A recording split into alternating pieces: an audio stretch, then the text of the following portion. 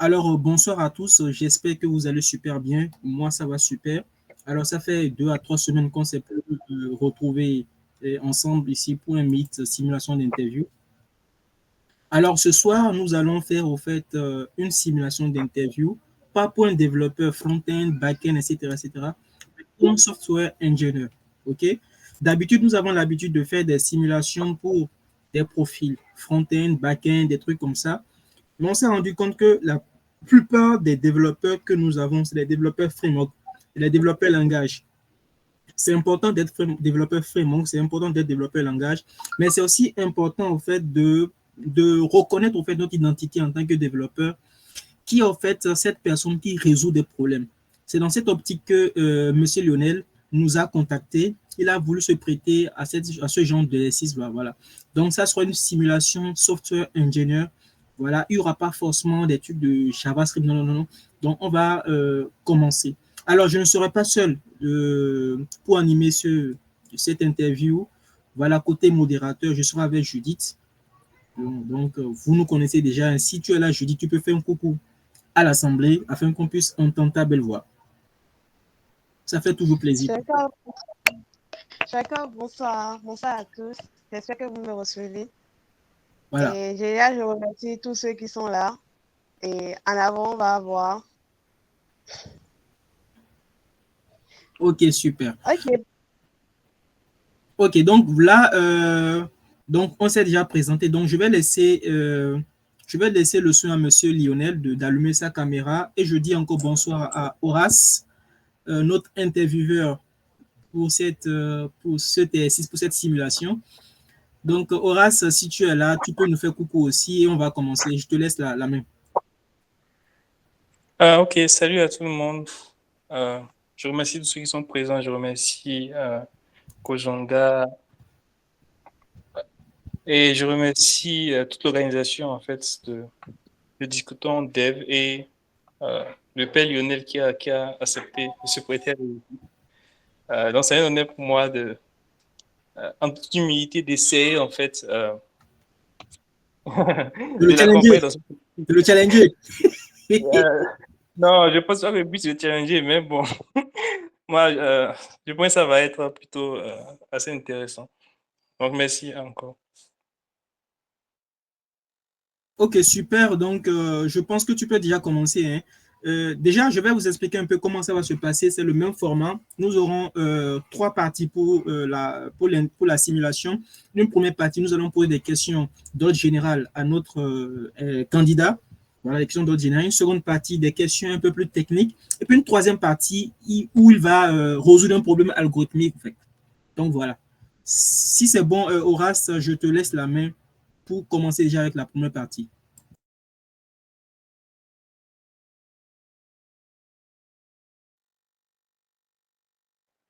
Ok, merci. Merci Jacob. Donc, la toute première question que je vais poser au candidat, c'est, comme d'habitude, qu'il essaie de façon de se présenter pour se vendre, quoi, en tant Bon, que développeur. je suis cher. Ok, donc, bonsoir tout le monde. Bonsoir au modérateur. Bonsoir Horace. Vous m'entendez bien? Oui, on vous Oui, entend. 5 sur 5. D'accord, ok. Donc, je me présente, c'est Lionel Kitingou. Bon, j'ai l'habitude de dire que je suis programmeur, on n'est pas dit développeur.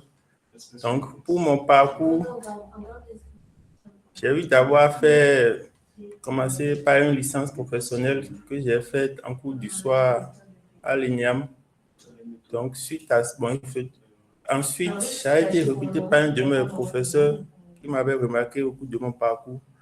Donc, il m'a pris dans son cabinet où je suis resté pendant 2 ans.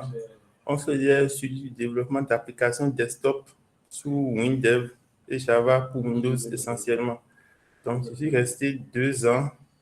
Comme réalisation qu'on a eu à faire, on a travaillé sur une application de gestion de la comptabilité matière pour la DGTCP, le Trésor public béninois, et aussi une application pour aider à gérer un peu l'Assemblée nationale. Mais bon, ça n'a pas trop bien marché là, tout dit. Donc, suite à ça, on m'a conseillé d'aller faire mon master à l'IMSP à Dambo. Donc, je suis resté pendant 4 ans parce que c'était une formation en fait destinée aux étudiants en provenance des filières mathématiques, sciences physiques et informatiques. Donc, il y avait une première année de remise à niveau général où on prenait tous les étudiants pour les mettre au même niveau. Et ensuite, 3 ans de formation pour le master proprement dit. Donc, suite à ça, ça a été une belle expérience. J'ai rencontré des étudiants de différentes nationalités, un peu partout, maliens, sénégalais, guinéens. Donc, au cours de cette période, il y avait le concours national de programmation organisé par la société MAPCOM. Donc, on avait créé un club au sein de l'IMSP pour nous préparer à ce concours-là. Donc, on a eu de bons résultats pendant les 4 années où on a participé. On avait souvent les premières places au Bénin. Ensuite, il y avait la phase sous-régionale, on se débrouillait un peu moins bien parce qu'on devait se frotter aux Sud-Africains et aux Arabes. Donc, on n'avait pas leur niveau, mais bon, on se débrouillait quand même bien. Suite à ça, j'ai participé à un concours de programmation organisé à l'EPAC. C'était organisé par le site EPAC. Et il y avait en son sein Micret que tout le monde connaît et aussi Narcisse. Donc, j'ai eu la première place à ce concours-là. Donc, il y avait un des sponsors du concours qui était un Français qui voulait monter une boîte de développement au Bénin. Donc, il m'a recruté. Donc, c'est vraiment lui qui m'a initié au développement web avec Node.js. Je suis resté avec lui pendant 3 ans. On fait du développement web, mais on développait aussi des outils dont on avait besoin pour nos projets. Par exemple, à l'époque, lui, il n'aimait pas trop Vue.js ou React Angular. Donc, on a eu à développer notre propre moteur de template qu'on appelait Handle DOM. C'est disponible sur le web, même si ce n'est pas beaucoup utilisé.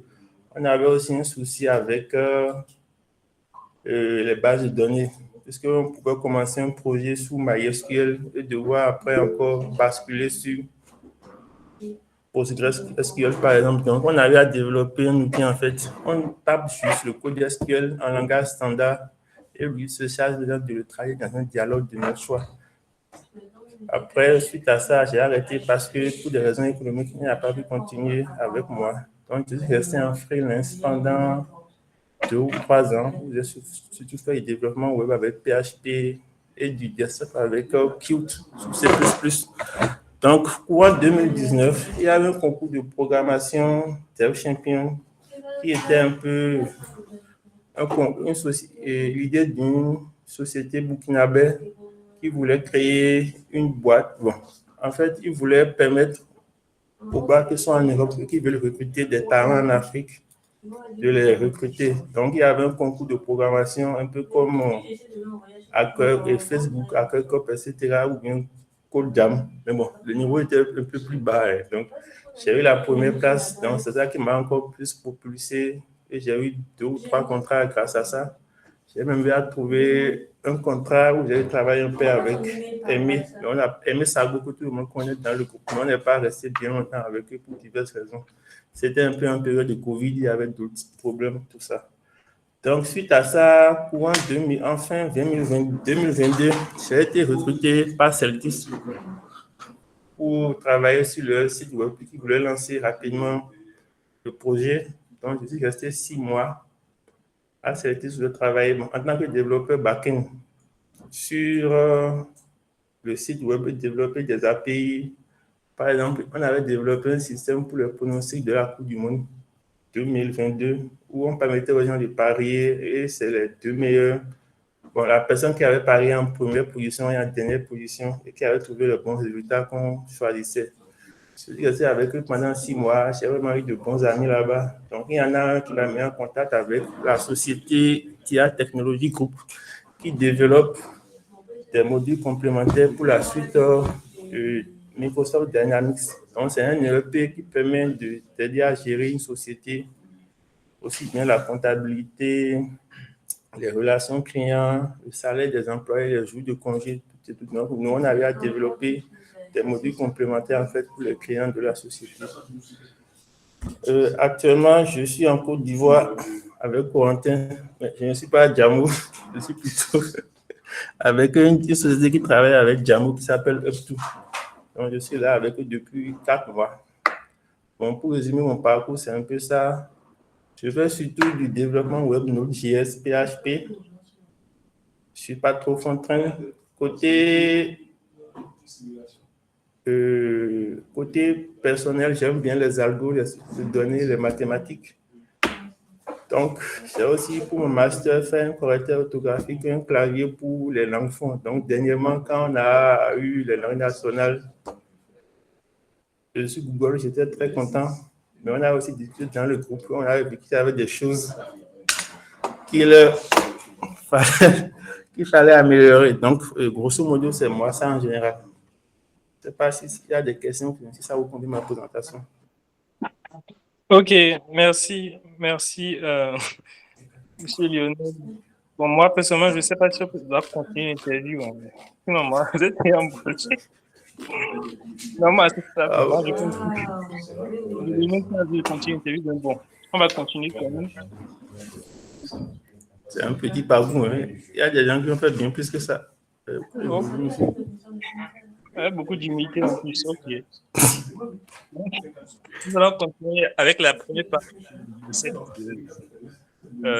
l'exercice en fait. Donc, en tant que, bon, je prends cette question normalement si vous devez la répondre, ça va passer, on va passer des heures, mais bon, en tant que software engineer, durant votre parcours en fait, quel est le problème ou les problèmes, donc maximum les plus challengeants en fait, quoi, que vous avez rencontrés en fait, qui vous avez vraiment cassé la tête, deux ou peut-être 3 ou plus. 2 problèmes. Bon, le premier, c'était quand je l'ai dit, j'avais à développer un moteur de template HTML en fait. Donc, l'idée de base, c'était en fait de développer un outil un peu comme React ou Vue.js en fait, mais plus comme Vue.js, qui permettait en fait de pouvoir directement manipuler le DOM en fait. Parce que quand on utilise React, on n'a pas directement accès au DOM, il y a un virtual DOM. Donc, mon employé de l'époque, là, lui, n'aimait pas trop ce concept-là. Donc, il m'a demandé en fait de développer si je pouvais le faire. Donc, j'ai dit oui. Donc, on a travaillé avec l'outil qu'on appelle Antler. Donc, ça permet en fait de créer assez facilement une grammaire pour un langage dès qu'on définit. Non, on définit la grammaire pour un langage en fait et oui, c'est ça de générer un compilateur ou bien un interpréteur pour le langage. Donc, ça a été assez amusant. Il fallait vraiment connaître le HTML, les attributs, pouvoir gérer l'affichage conditionnel des éléments du DOM, etc. Donc, ça a été vraiment le truc assez amusant. La deuxième chose que j'ai fait qui était vraiment... Challengeant ou bien amusant? Ouais? Les deux, challengeant ou amusant? Les deux sont synonymes, je crois. Okay. Ensuite, le deuxième truc que j'ai eu à faire, c'était le truc là, comment dit-on? Il y a un challenge à Google Fuba. Donc, en fait, on sait tous que Google ramasse des données sur tout le monde. Donc, en fait, en fonction des recherches que vous faites sur Google, en fait, il trace votre profil, en fait, pour voir si vous matchez avec les profils qu'ils recherchent. Donc, je ne sais pas, ils m'ont contacté, en fait. Donc, le challenge, ça consistait, en fait, on vous donne une série de 5 challenges à résoudre sur une certaine période. Donc, c'était des problèmes vraiment pointus. Donc, le seul truc, c'était au dernier niveau où j'ai eu vraiment du mal, en fait, où il fallait créer une sorte d'automate pour prédire l'évolution d'un univers là. Donc, c'était assez chiant pour moi parce que le truc, je travaillais sur le projet et à ce moment-là, il y a mon PC qui s'est planté, en fait. Mon disque dur m'a lâché. Donc, c'était un truc qu'il fallait réussir sur 21 jours. Donc, c'était à la première semaine quand mon PC m'a lâché. Donc, bon, en gros, j'ai baissé les bras. Mais après, bon, je me suis remis dessus. J'ai installé une version Linux sur une clé amorçable là. Donc, je n'ai pas travaillé sur mon PC en fait. J'ai travaillé sur un PC avec une clé USB pour pouvoir résoudre le challenge pendant la dernière semaine. Donc, c'était ça le truc vraiment amusant que j'ai fait.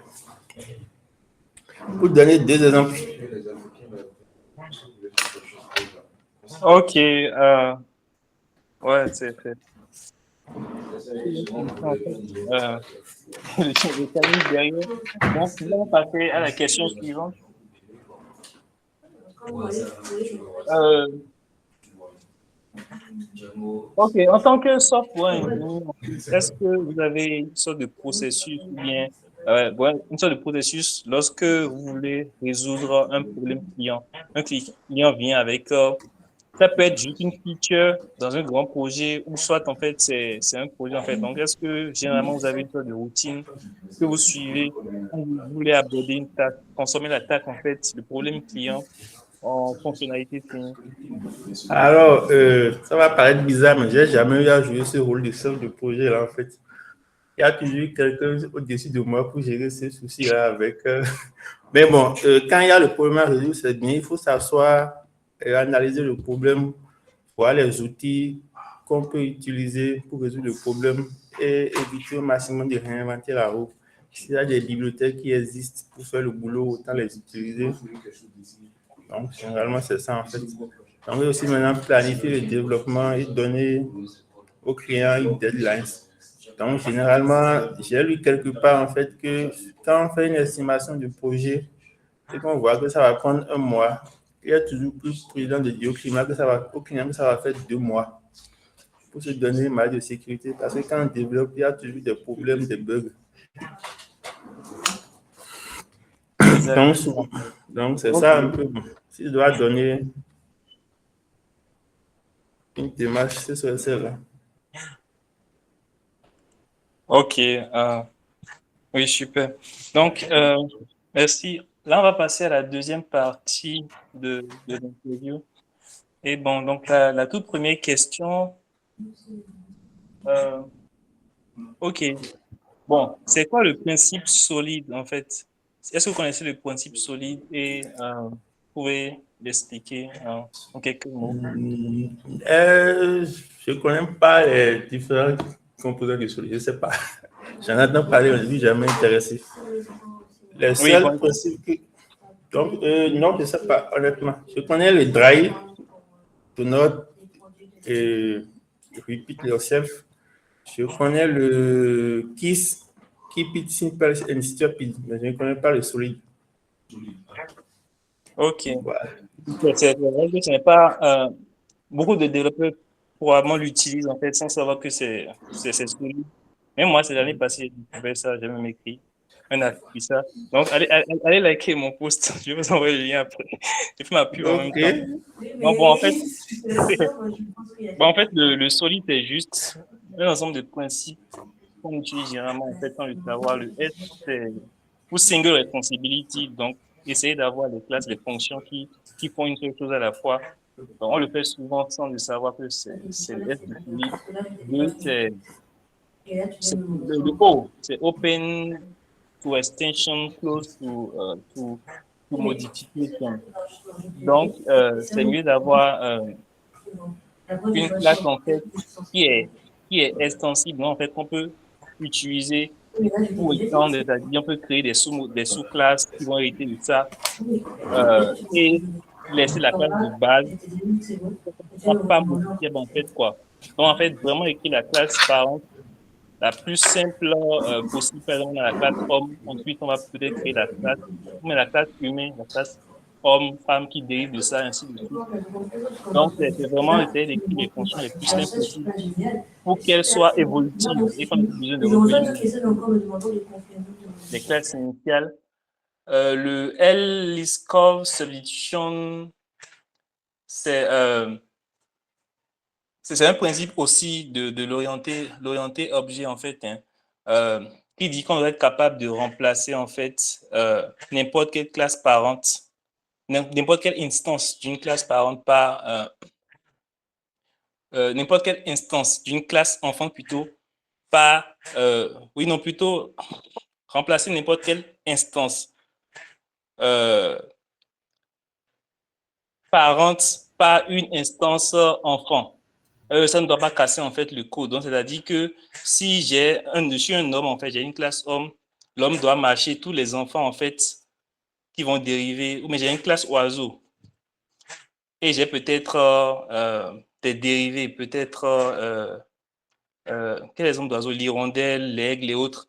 Toutes les propriétés, en fait, qu'on peut utiliser sur la classe parente et de la classe parente oiseau doivent être possibles à être utilisées sur les classes enfantes, quoi.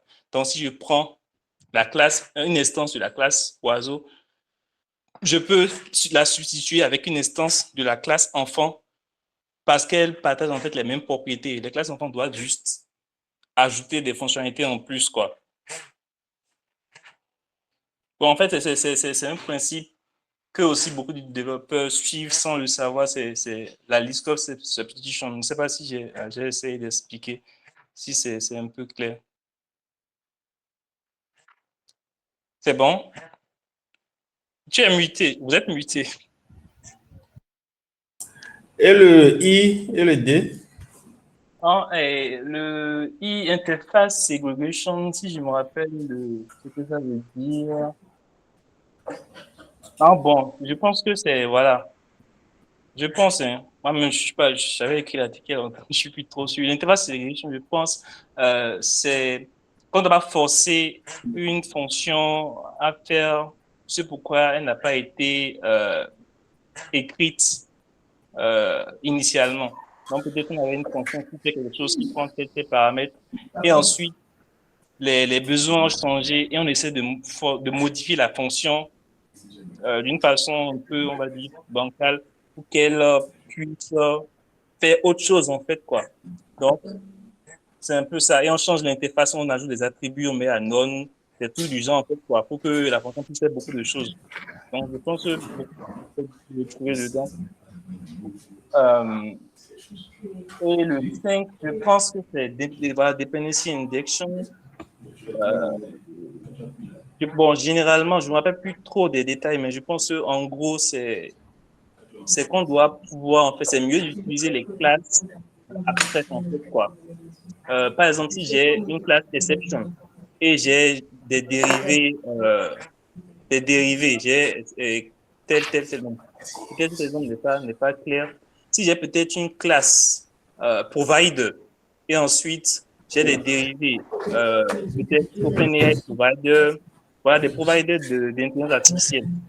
J'ai une classe de base provider et j'ai les dérivés des filles. J'ai peut-être OpenAI provider, Mistral AI provider, Google, mais Bard AI provider. C'est mieux en fait dans l'utilisation en fait d'utiliser la classe abstraite à chaque fois. Quand je veux par exemple typer mes fonctions, au lieu à chaque fois de préciser la classe la classe concrète. Donc, c'est en quelque sorte ça. Bon, en tout cas, je vais envoyer le lien du post OK. avec des illustrations. Il y a beaucoup de choses que les développeurs utilisent sans le savoir, les principes solides comme le drive, et ainsi de suite. Donc, la question suivante, c'est bon, c'est quoi un design pattern? Et est-ce que vous avez des exemples de design? Allô? Il y a du bruit Allô? autour de toi. Il y a du bruit autour de toi. Non, c'est au Donc, niveau de oui, Monsieur Lionel. maintenant. C'est au niveau de Monsieur Lionel. C'est au niveau de Monsieur C'est vrai, Lionel qu'il y a du Il y bruit. a du bruit autour de vous. C'est au niveau de Monsieur Ok, Lionel. c'est mieux maintenant. C'est au niveau de Monsieur Lionel, c'est pas au niveau de d'Horace. Ok. Ok, donc, la question suivante que je vais poser, c'est quoi un design pattern? Est-ce que vous en connaissez? Vous avez eu à en utiliser dans des projets, des trucs du genre? OK. Vous m'entendez mieux? Il y a toujours du bruit là, mais ça s'est calmé. Ouais, allez-y, ça peut aller. Ça peut aller, oui. Mais jusque, on a l'impression qu'il y a une femme claire derrière, quoi. Ouais, c'est ce qu'ils disent.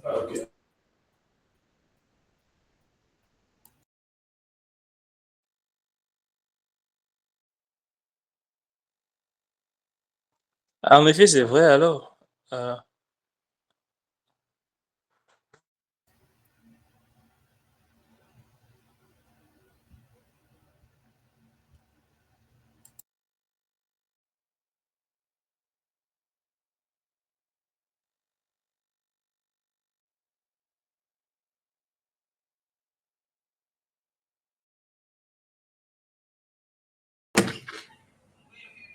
Ah bon? Ah non. Sur le côté gauche et le côté droit. Non, c'est ça. Vous m'entendez maintenant? Oui, oui. Bon. C'est mieux? Oui, on a vu. D'accord. Oui, on vous reçoit. Ok. Vous êtes avec qui? Non, continue l'interview. Ok, donc oui, les design patterns. Bon, donc, je crois qu'en français, c'est patron de conception. Merci pour l'info, je ne savais pas. Donc, en fait, le truc, en fait, c'est que c'est... Bon, il y a des gens qui ont remarqué, en fait, qu'il y a souvent des problèmes qui sont récurrents dans le domaine de l'informatique. Donc, en fait, ils se sont... Bon, on les appelle le Gang of Four, si je me rappelle bien. Donc, en fait, ils ont listé une série de problèmes, en fait. Et ils ont aussi défini les solutions qu'il faut utiliser pour quand on a ce genre de problème-là. Donc, c'est ça les patrons de conception. C'est des solutions génériques pour des problèmes couramment rencontrés en software engineering.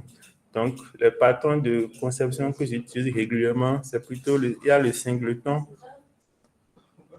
et le factory que j'utilise régulièrement. Je sais qu'il y en a bien plus, mais bon, je n'ai pas vraiment. Donc, c'est surtout le singleton et le factory que j'utilise régulièrement. Pour le reste, je sais qu'il y en a que la liste est longue comme le bras. Donc, s'il fallait tout voir, moi, je ne peux pas. Oui, effectivement, il y en a vraiment beaucoup. Ok, merci. Bon, la prochaine question, on va parler de queue, bon, queue, file d'attente. Bon, OK. je vais donner une liste d'éléments. Soit tu penses que je vais copier ça, soit je partage mon écran. Non, sérieux? OK.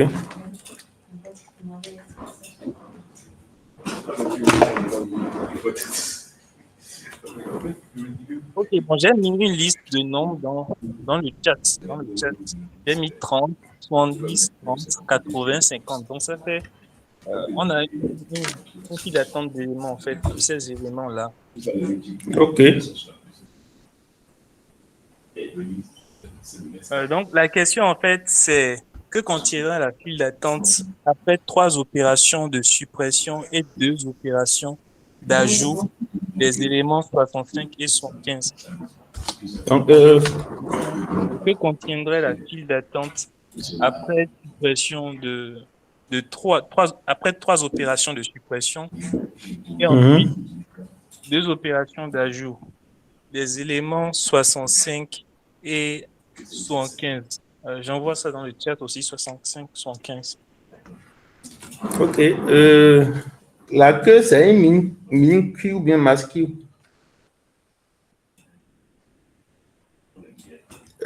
Allô? Allô? Oui, c'est l'élément avec la plus forte priorité que l'on sort ou bien celle qui a la plus faible priorité. Bon, un first in, first out. Juste, c'est pas une queue de priorité, c'est une simple queue, c'est ça? Oui, oui. Une simple queue. OK. OK, first in, first out. OK, donc, si on doit faire 3 suppressions, first in, first out, donc il y aura 30, 70 et encore 30. Donc, après les 3 opérations de suppression, il restera 80 et 50. Et ensuite, si on fait 2 opérations d'ajout, on aura dans la liste 80, 50, 65, 75. Donc, je tape la réponse dans le chat. Non, ça me va, c'est propre. OK, d'accord. Ok, ensuite, la question suivante, c'est laquelle des affirmations suivantes est fausse à propos d'une file d'attente chaînée? Donc, il y a, il y a 4 affirmations en fait. Je lis d'abord les 4 et ensuite on va reparcourir. Donc, la première, c'est la suppression d'un élément de la file d'attente peut être effectuée en un temps O1. Je pense que vous connaissez les notions de Big O, de Oui, complexité, oui, pas de d'algorithme. problème. Oui. Donc, la suppression d'un élément de la file d'attente peut être effectuée en un temps O1 unitaire. Je crois que c'est vrai. L'ajout l'ajout d'un élément de la file, l'ajout d'un élément de la file d'attente peut être effectué en un temps O1. Ensuite, la file d'attente peut accueillir un nombre illimité d'éléments, et c'est uniquement limité par en fait la taille de la RAM, quoi. Ok. Et ensuite, la quatrième affirmation, tous les éléments de la file d'attente doivent être déplacés vers la gauche lors de l'ajout d'un nouvel élément à la file d'attente. Ok. Donc, je reprends et on Ok, fait d'accord. les affirmations, c'est bon? Oui, oui, d'accord, c'est bon. Ok, donc la première affirmation, la suppression d'un élément de la file d'attente peut être effectuée en O1. Oui, je crois que c'est vrai. Il suffit juste de envoyer l'élément sur lequel pointe la tête de la liste. Donc, je crois que c'est constant, oui.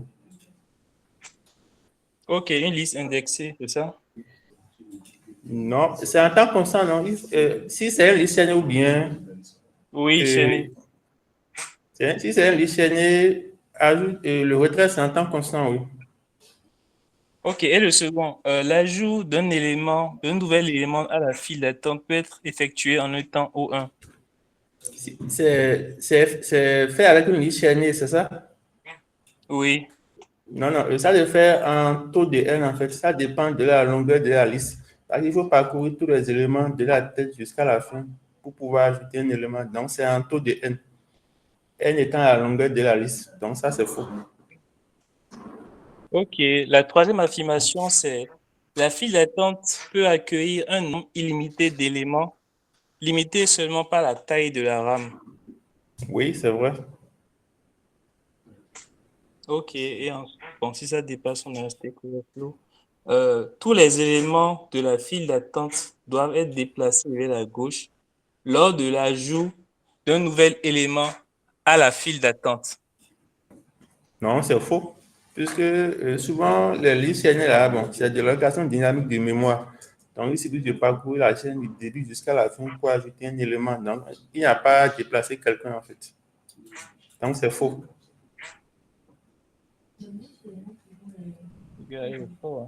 Ok. Ok, question suivante. Est-ce que vous connaissez la différence entre NoSQL et SQL? Oui, je la connais, je crois la connaître. Bon, donc, pour le SQL, en fait, c'est utilisé souvent pour les données relationnelles. C'est le modèle classique courant avec des tables et des associations. Donc, ça a bien marché pendant plus de 40 ans. Mais ensuite, bon, les gens ont remarqué que ça ne répondait pas à tous les besoins. Donc, que toutes les données n'étaient pas forcément relationnelles. Par exemple, exemple bête, peut-être les frais sur Twitter. Bon, c'est l'exemple classique que je connais en fait. Donc, pour vouloir représenter ça avec une base de données relationnelle, ça ne marche pas vraiment. Donc, ils ont inventé les bases de données documents ou les bases de données graphes qui ont des applications où le modèle relationnel manque ses limites. Donc, pour les bases de données NoSQL, le plus connu, c'est MongoDB, mais il y en a plein d'autres. Donc, et pour le SQL, c'est le SQL classique que tout le monde connaît. Ok, super. Mais Oh, perso, j'ai jamais été du NoSQL dans ma vie. ok, non, c'est pas grave. Ok. Je n'est pas amené à forcément toucher à tout. Mais c'est bon de connaître. Merci. Un index, vous connaissez la notion des index en DB, leur utilité? Oui, oui, je connais. Expliquer, c'est ça? Oui, en quelques mots, quoi. Ok, bon, en fait, les index, ça permet de pouvoir accélérer les opérations de recherche d'éléments dans une base de données. Donc, on sait que les tables dans une base de données, ça peut devenir vraiment très gros. Donc, s'il faut, quand on fait une recherche de quand on fait une recherche une requête de sélection plutôt, s'il fallait parcourir toute la table qui a plus de 100 millions de lignes, c'est pas vraiment performant. Donc, les index, en fait, ça permet de pouvoir retrouver directement la place sur le disque d'un enregistrement précis à partir de sa clé primaire. Donc, les index ne sont pas seulement limités aux clés primaires, on peut créer des index sur toutes les colonnes sur lesquelles on utilise pour faire des requêtes régulièrement. Donc, la structure de données utilisée pour les index, c'est souvent les B-trees, arbre rouge et noir, comme on veut. Donc, voilà, en quelques mots. Donc, l'utilité, c'est de pouvoir accélérer les opérations de recherche d'enregistrement dans les bases de données. Ok, merci. Bon, je connaissais les index, mais je ne savais pas c'était du B-tree derrière. Merci beaucoup. Du B-tree, c'est du binary tree, non? Search. Oui, mais c'est pas des arbres binaires, en fait. Il y a plusieurs. Je crois que dans les B-trees, là, on n'est pas limité à 2 enfants, en fait. Ok, Donc, je vois. on ne peut avoir plusieurs enfants. Je ne connais pas les détails. Ok, je vois. Bon, en fait, pour la petite histoire, en fait, c'est parce que la dernière fois, en fait, j'avais eu le besoin, en fait, de travailler sur les index avec PostgreSQL. C'est là que je me suis vraiment intéressé à la chose. Il y a moins de 2 mois. Donc, c'est un coup de bol pour moi, en fait. Moi, j'avais même vu le message où vous parliez, en fait, du souci Ok. avec les index là. Voilà. Ok. Dans Python Bénin. Ok. Je pense que la dernière question, c'est est-ce que vous connaissez le hash map ou dictionnaire, bon, peu importe le nom qu'il prend en fait, et en fait, c'est quoi l'utilité, c'est quoi sa fonction? Ok, c'est pour les tables de rachage. Bon, donc, classiquement, en fait, quand on veut faire les opérations de recherche dans les structures de données, on utilise les arbres binaires de recherche. Donc, pour pouvoir accélérer les recherches. Donc, l'exemple classique pour montrer les limites des arbres binaires de recherche, c'est de dire qu'en fait, les arbres binaires de recherche, ça permet de trouver l'élément en temps logarithmique, taux de ln de n. C'est pour ça que, mais en fait, par exemple, si on utilise des chaînes de caractères, ce n'est pas vraiment une complexité logarithmique parce qu'en fait, comparer deux chaînes de caractères, ça prend en fait taux de n. Ça dépend de la chaîne de caractères la plus courte. Donc, si j'ai des chaînes de caractères qui font tous qui ont chacun plus de 10 000 caractères, en fait, c'est vrai qu'il va falloir faire taux de ln de n comparaison, mais la comparaison est vraiment coûteuse, en fait. Donc, on a inventé les tables de rachage, en fait, pour pouvoir accélérer ce traitement-là, en fait. Donc, on a les fonctions de rachage, en fait. Le but, en fait, c'est on leur passe en paramètre un objet, en fait, et ils vont calculer une clé qui est appelée le hash de l'objet, en fait, pour pouvoir le stocker dans une table. Donc, les tables de rachage, on a une table, en fait, une array classique, indexée de 0 à une taille n. Pour la taille, souvent, on prend des nombres premiers ou bien des puissances de Dieu. Pourquoi les puissances de 2? Parce que de temps en temps, il faut pouvoir agrandir la table sur le nombre d'éléments et à dépasser une certaine limite. Donc, utiliser des puissances de 2, c'est vraiment cool parce qu'on peut déjà faire x2 et on double directement la taille de la table. Les nombres premiers, parce qu'ils ont des propriétés intéressantes pour les opérations de modulo. Donc, souvent, on utilise soit les nombres premiers ou les nombres la puissance de 2. Donc, la table de rachage, il y a 2 éléments, comme je l'ai dit. Il y a l'arrêt où sont stockés les éléments. Et maintenant, il y a la fonction de rachage qui permet de calculer les hash de l'objet, en fait. Un genre de clé. Donc, pour expliquer le principe, on va dire que peut-être que on va dire Dieu au paradis. D'accord? Donc, pour chaque humain sur la terre, il a un casier où les informations sur la personne sont stockées.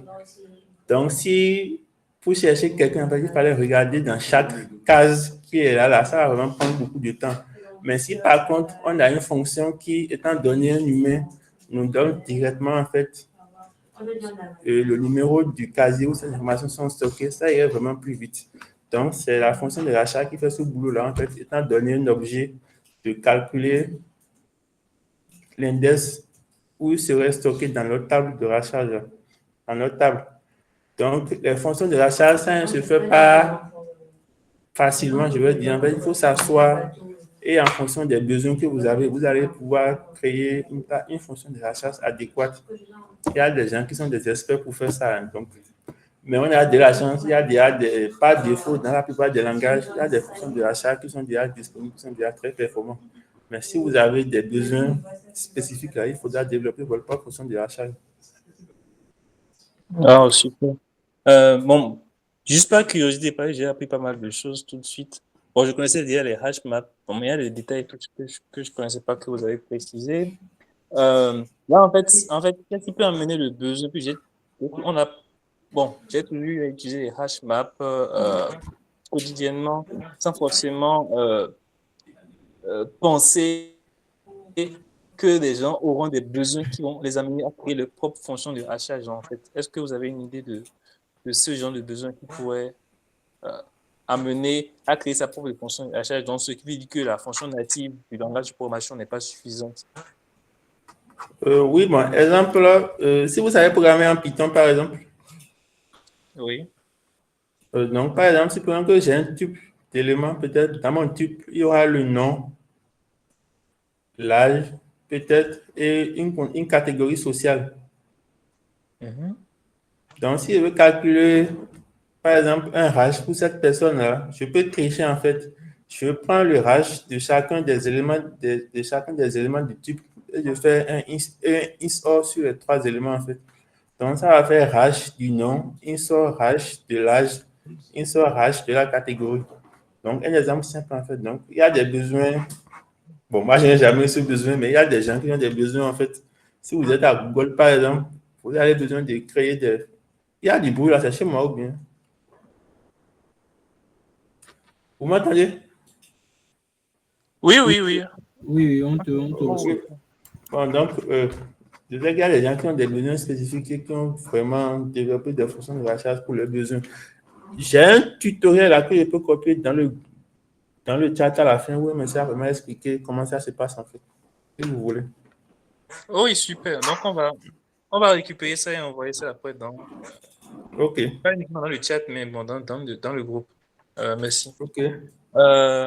Donc, merci beaucoup, Monsieur Lionel. C'était très enrichissant.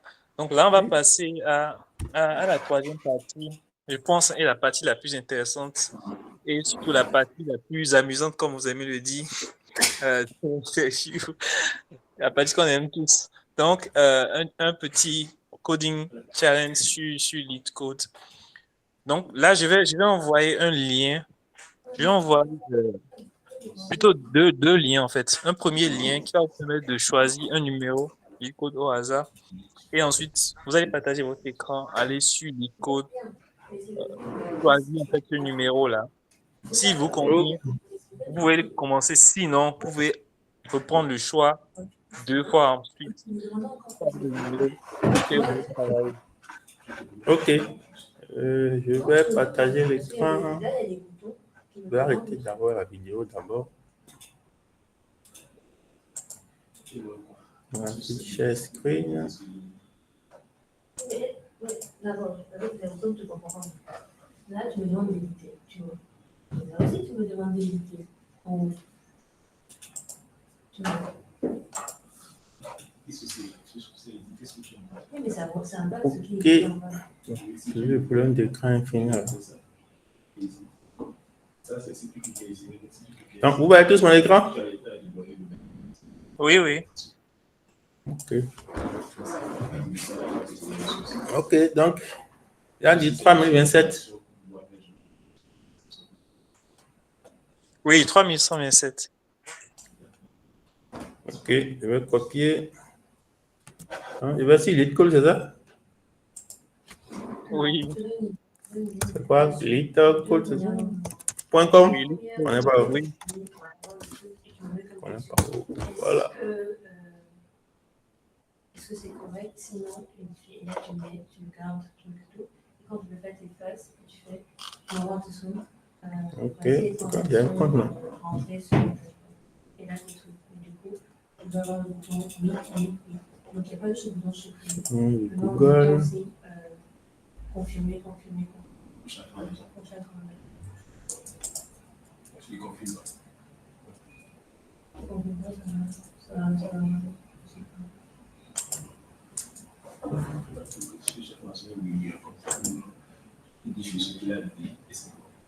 Mais pourquoi tu me les montres avec le bouton?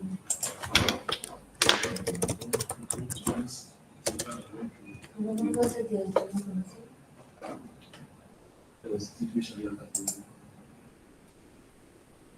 Voilà, je comprends ce que tu veux dire. Je peux te montrer ça sans les actions. Ah bon, il y a un compte apparemment. Attendez. Non, c'est important de le faire. Connecté. Peut-être parce que le premier n'est pas parti et qu'il montre alors une phrase pour dire une fois que la personne a dit c'est. Alors du coup, la phrase qui est là,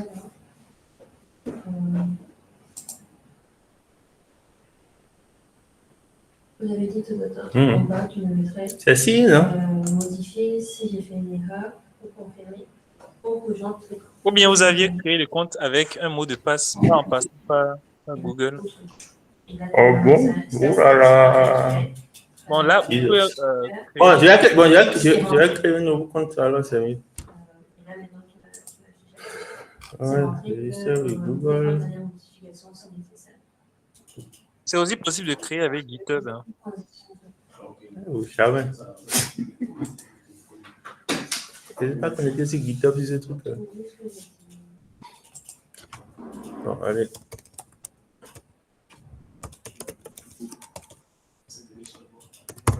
Je vais aller pour le content. Je vais aller garder un email.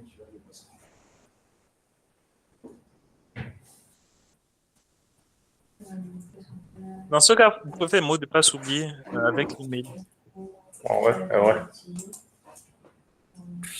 Sinon, forgot password.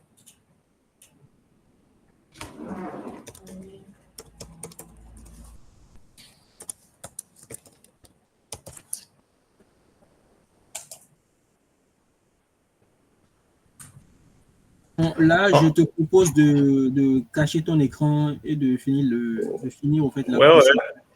Je vais le faire. Je vous reviens.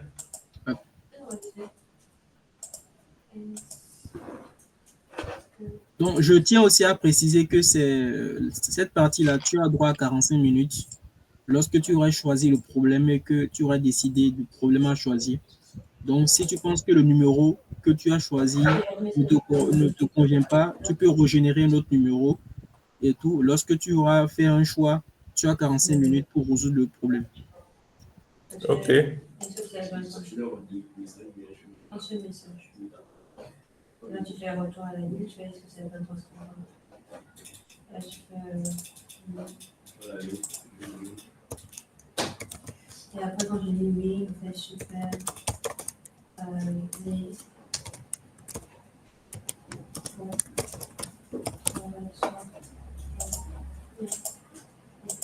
Enregistrer.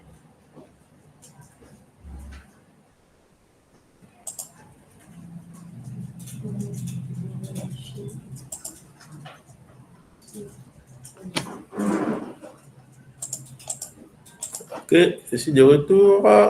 Je présente.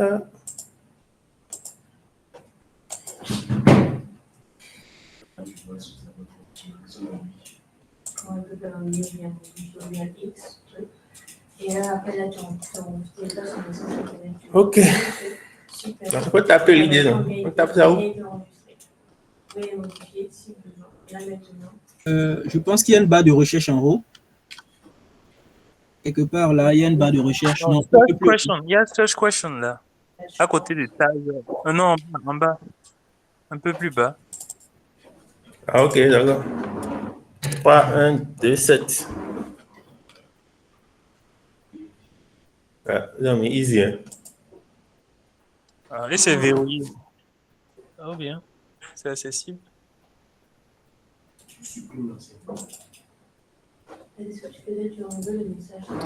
Ok, c'est là. Donc, make a square with the same color. You are giving tout le monde voit le problème, c'est bon. Bon, au pire, si c'est ce que tu as choisi, hein, tu mets le numéro ici. On ira sur l'exercice, lire de notre côté, quoi. Mais on voit quand Je même. tape le. On peut, Bon, je tape. mais vous pouvez zoomer un peu quand même. Oui, je vais le faire. Attends, comment je tape. Donc, confirme-nous si c'est ce que tu as choisi. Si tu lis l'exercice, si c'est bon, sinon tu fais un autre choix. Tu as droit à 3 essais, en fait. Aussi, Ok. c'est trop easy. Comme c'est easy, vous pouvez choisir un autre pour avoir un level plus élevé.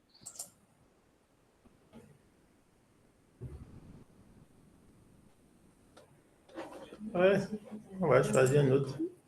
C'est général ici, c'est ça? Oui, oui. Ok. C'est ça le maximum, 3250. Ouais. Ok. Général. Et 592.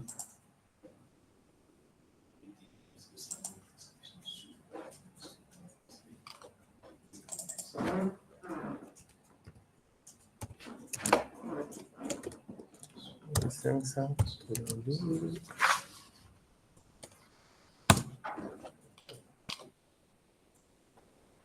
Décidément.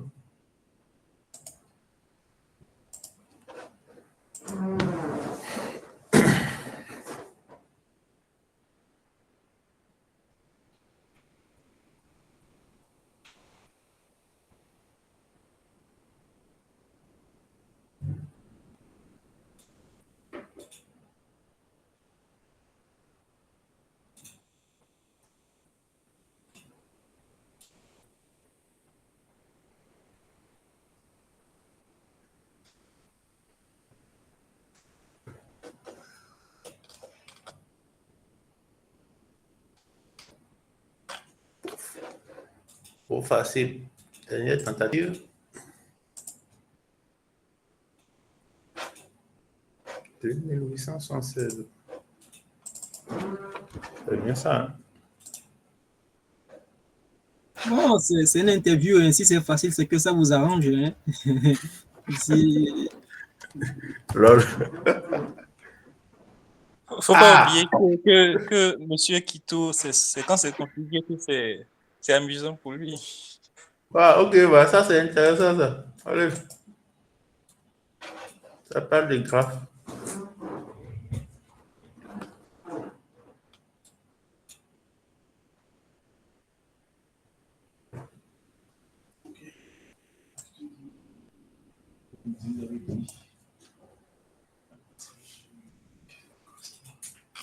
Voilà. Ça semble plus intéressant. Donc, j'envoie le lien dans le chat. Je vais choisir celui-là plutôt. Commande V. Et voilà.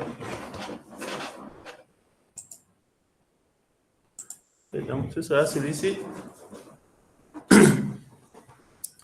Ok. Donc, on a un graphe orienté avec n éléments de 0 à n-1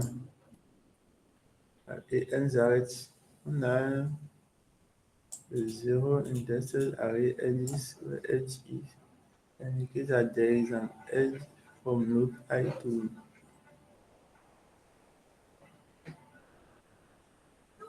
quoi? Ah ok, d'accord, j'ai compris.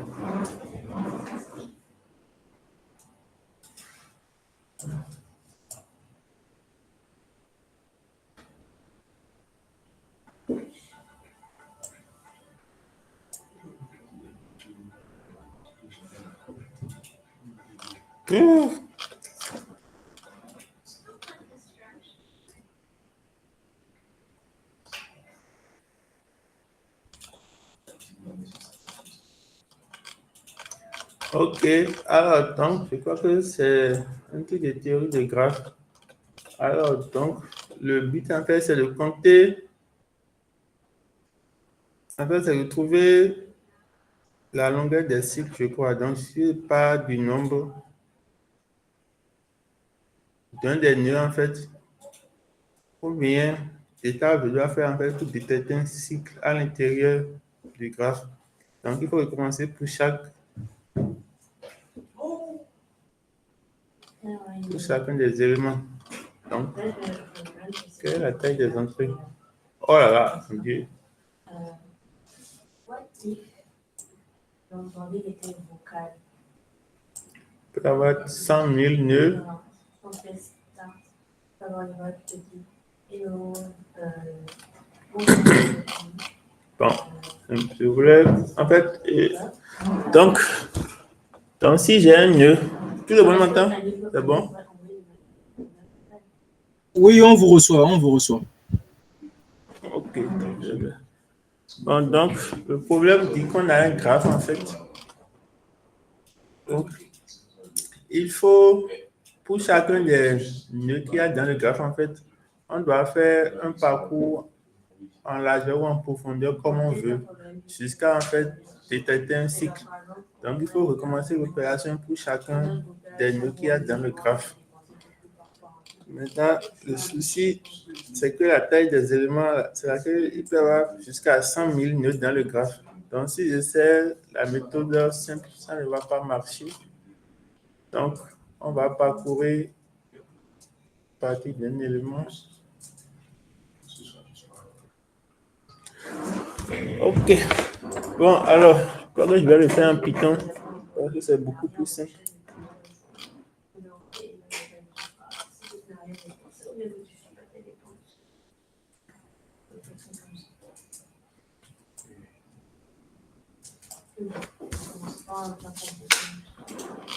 Entrée. On va MDD, même si c'est simple. On voit juste que toute l'expérience, c'est la présentation sur le moment.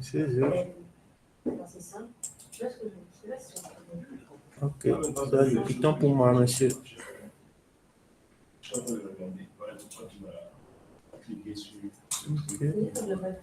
Oh, je vais coder sur mon écran. Attends, je vais partager sur mon écran, c'est mieux.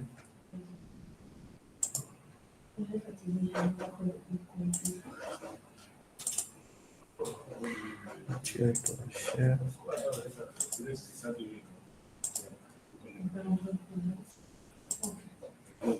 On ne me fatiguez pas. Hein? Comment ça, tu me fatigues? Je ne veux pas te fatiguer parce que je peux devenir très fatigante. Corentin, c'est le travail avec moi. Je suis ici, là. Je dois te dire une fois ça, sans doute, c'est plus d'être. Allô? Tout le monde? Oui. Allô? Oui, allô? Non, c'était juste pour que tout le monde puisse suivre. Donc, en fait, le problème, c'est qu'on donne en entrée une liste d'index, en fait. Et donc, dans l'exemple, on avait index 1, 2, 0, 0. Donc, à l'index 0, on a la valeur 1. Donc, ça veut dire qu'on aura un nœud de 0 à l'élément 1, ce qui est fait là. Ensuite, à l'index 1, on a la valeur 2. Donc, ce qui veut dire que du nœud 1 au nœud 2, on aura aussi une flèche. Ensuite, 0, 1, 2. Donc, à l'index 2 de l'input, on a la valeur 0. Donc, ce qui veut dire que du nœud 2 au nœud 0 aussi, on a une flèche, ou bien, bon, une flèche. Et dans la liste, au dernier index, l'index 0, 1, 2, 3, l'index 3, on a la valeur 0. Donc, ce qui veut dire que du nœud 3 au nœud 0, on a aussi une flèche. Et ça qui a été matérialisé par l'exemple 1. Pareil pour l'exemple 2. La première valeur de l'array, l'index 0, c'est 1. Donc, on a un nœud de 0 à 1. Le deuxième index, 1, la valeur, c'est 2. Voilà. Je ne vais pas faire ça. On a un nœud de 1 à 2. Ensuite, l'index 2, la valeur, c'est 3. Donc, on a un nœud de 2 à 3.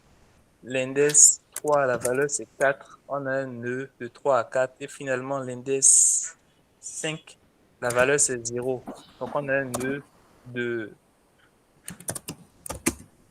Non, l'index 0, 1, 2, 3, 4. L'index 4 plutôt, la valeur c'est 0. Donc, on a un nœud de 4 à 0. Et donc, en fait, avec cette entrée, l'objectif, c'est de trouver, en fait, de faire une recherche, en fait, pour trouver comme le cycle, en fait, le plus long, en fait, de nœuds. Donc, on peut tout suivre, en fait, directement. Donc, monsieur Kitou, vous pouvez être en train de parler en écrivant. Ok. Euh, Ok. Bon, donc, je vais juste faire, comme c'est un graphe, je vais juste faire un parcours en largeur, en fait. Puisque chaque nuage a seulement un seul voisin. C'est assez simple à faire, en fait. Donc, je vais juste implémenter rapidement un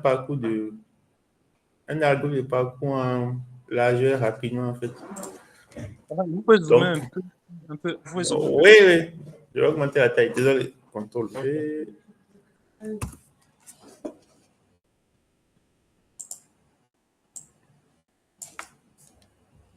Donc, n'oubliez pas la date limite, le temps limite. Hein. Donc, à 21h30, c'est plié, quoi. C'est une heure. Ah bon, c'est déjà fait 15 minutes là, c'est ça? Bon, vous savez, non, vous savez comment on ment. On dit il reste 20 minutes. Ah, Voilà, ok, quoi. d'accord. Allez, bon, allez. Donc, visite. Monsieur Kitou, vous êtes sur l'interface de LeetCode ou bien je n'ai Là, plus- non, je vais coder sur Vesco dans le carré test avant de soumettre en fait. Ok, d'accord. Vous pouvez zoomer un peu plus. C'est toujours petit là? Bon, allez, Désolé, je c'est vais pas avoir mes yeux, là. non, t'inquiète. Attendez. Vous pouvez fermer la sidebar pour avoir un peu plus d'espace, puisqu'il y a pas, on n'en a pas vraiment besoin. Ok. Et zoomer. Ouais, le zoom ici même. Hein. Je sais pas, ouais. Il y a un truc pour zoomer. Là. CTRL plus, si vous êtes sous Windows, enfin sur un clavier. Je suis pas sur Windows. Oh. Modèle.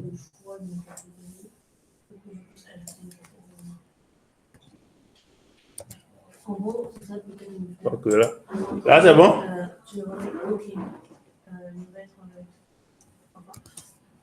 Oui, oui, c'est bon, merci.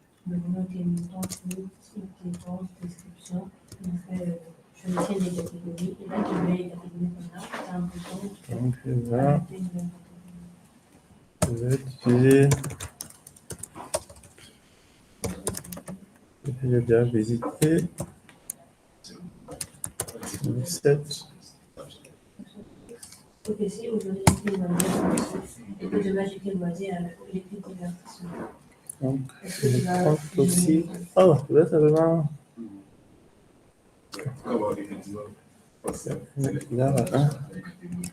Donc, alors, ce que je vais faire, je vais juste. Ça tombe bien, on a parlé des fils tout à l'heure. Donc, je vais utiliser une queue en fait. Donc, quand on est sur un élément.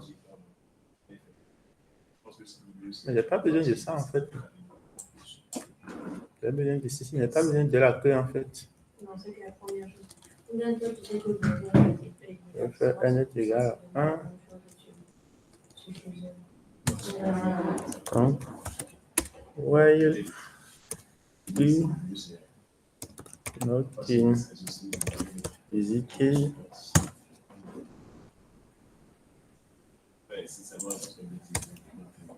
C'est un truc qu'on appelle count ensuite. Bon, allez, count est égal à 0. Horace, si tu le permets, au fait, il y a un truc là intéressant que quelqu'un l'a dit. Au fait, c'est vrai qu'on est toujours c'est une simulation et on peut faire des ajustements.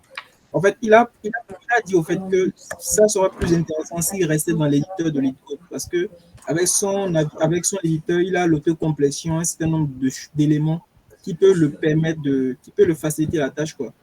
Donc, en sachant que c'est un vrai interview, au fait, soit tu le fais dans un Google Docs, soit dans un Notepad, quoi. Donc, si ça peut être le cas, c'est toi qui juges, hein, donc c'est juste. Oui, oui.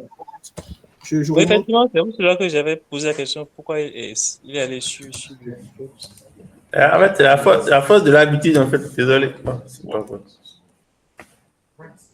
Bon, si c'est possible de le faire directement dans l'éditeur de LeetCode, c'est mieux. Ok, je vais le faire alors. Allez, on copie tout ça.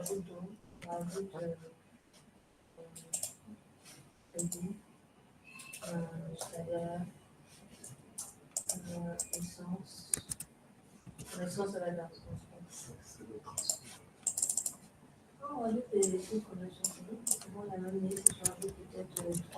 C'est mieux comme ça? On ne voit pas encore le navigateur LeetCode. Ah bon? On est là, ouais.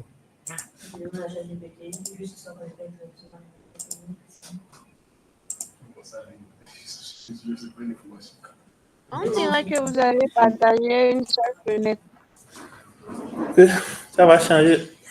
C'est bon? Oui, c'est bon, on voit les changements maintenant. Le zoom, c'est bon pour tout le monde? Oui, c'est bon. Comme ceci. OK. Donc, ça, c'est la solution la plus simple.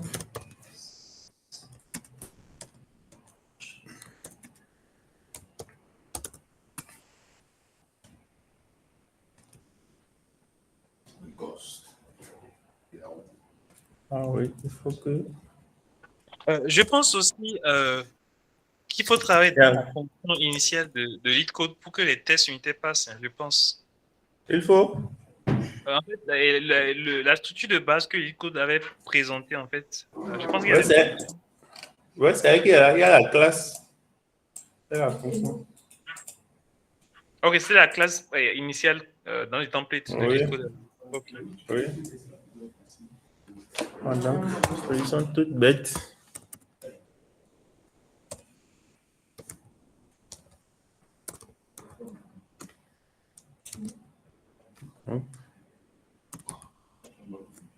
Est-ce qu'il y a l'autocomplétion ici?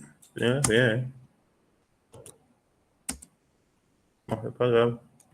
Self.visit.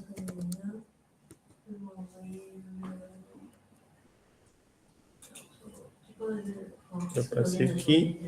Et Edge.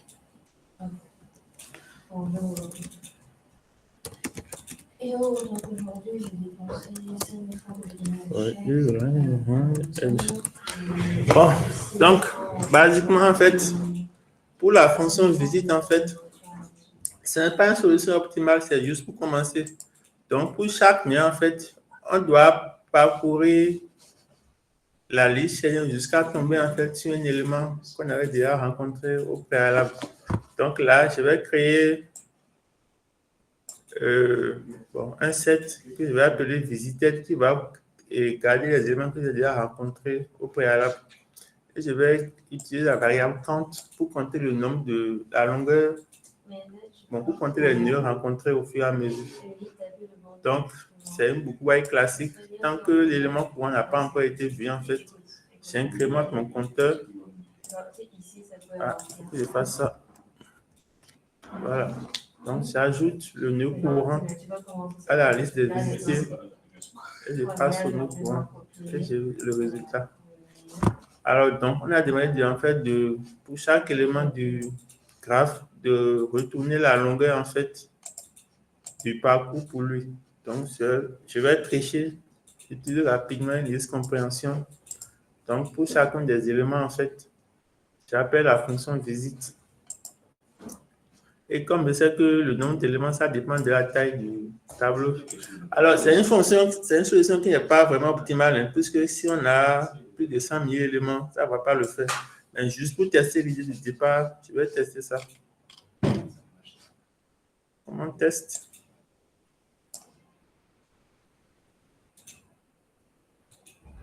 J'appuie là, c'est ça?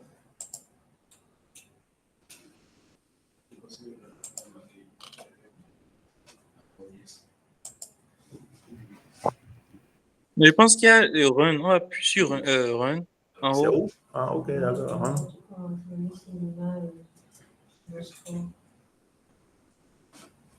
Ok. Test case 1 accepted. Test case 2 accepted. Ok, c'est bon, mais je ne vais pas soumettre ça en fait, parce que c'est une solution trop basique en fait. Vu la taille du truc, on a plus de 100 000. Donc, si je dois appeler la même fonction là 100 000 fois et faire ce processus, ça va prendre trop de temps. Donc, c'est sûr que ça va être rejeté. Il faut que je trouve une meilleure solution en fait.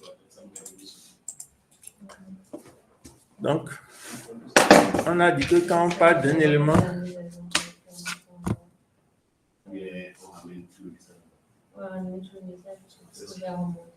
on va au suivant.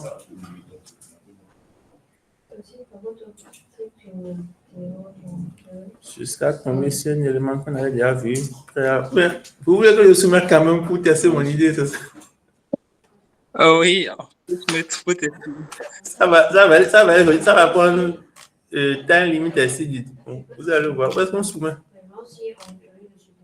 Submit en haut, le bouton Submit en haut. Ok.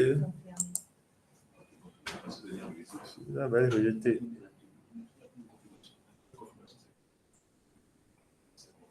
Tu peux échanger dans la rampe, tu peux mettre tout en haut. Parce que ça va, moi je suis tentée On a que ça tout fait. de mettre en premier. Voilà, je savais. Je pense qu'on va faire beaucoup de choses. Voilà, donc ça prend trop de temps. En fait, si on a un truc de 100 000 éléments, Là, c'est bon, tu vois. ça ne va jamais passer. C'est un bon algo, mais ce n'est pas assez optimisé pour les contraintes de temps qu'on a. Oui. Donc, on a encore un peu de temps. Donc, si vous pouvez essayer de l'optimiser un peu. Oui, vous êtes en train d'y réfléchir, en fait. OK. Donc, Bon, avant ça, est-ce que vous pouvez nous donner une idée, en fait, de la complexité en temps de ceci? en fait, cette solution-là, Oui. donc en fait, si pour chaque élément, on a n,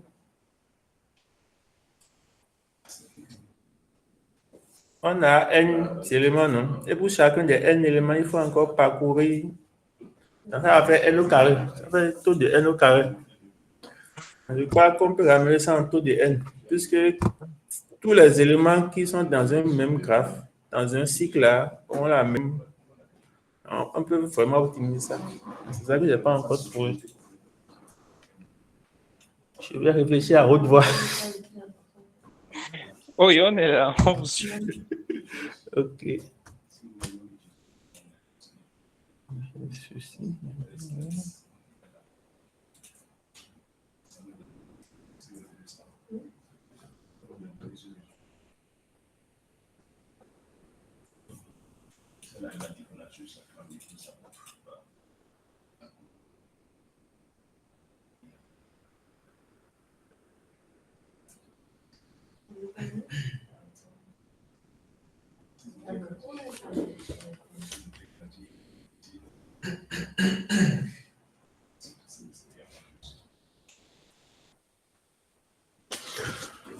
Ok. Donc, ce que je vais faire.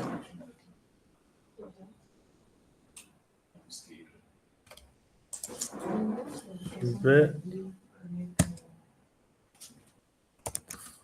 parcourir for each range.